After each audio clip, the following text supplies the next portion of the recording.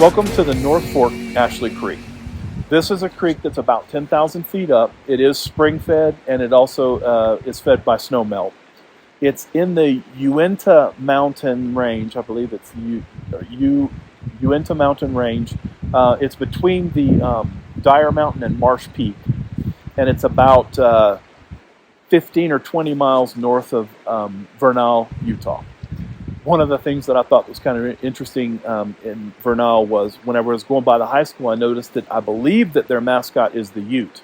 And of course, the first thing came to my mind was the movie My Cousin Vinny, whenever he was referencing the two Utes.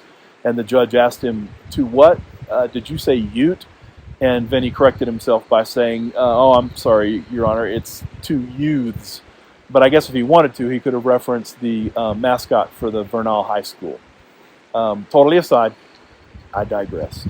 About 18 years ago, the Forest Service, the Utah Division of Wildlife Resources, and the National Fish and Wildlife Foundation collaborated to complete the following project. What they did was they placed woody debris throughout the creek, whether it's just tree fall or actual wood debris that they've collected and put in the creek.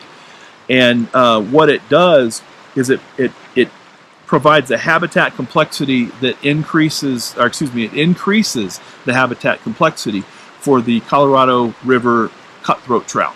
Now, obviously, the Colorado River cutthroat trout is not the only fish that's going to benefit from this, because it also provides resting coverage, shade, and spawning substrate for fish in general. So obviously, any species would benefit from that. But specifically what this project does is it improves the riverbank itself. It creates a pool habitat which traps sediment, and inevitably it's going to provide coverage for juvenile fish as well as adult fish. And it's also going to increase the habitat for insects, amphibians, and birds.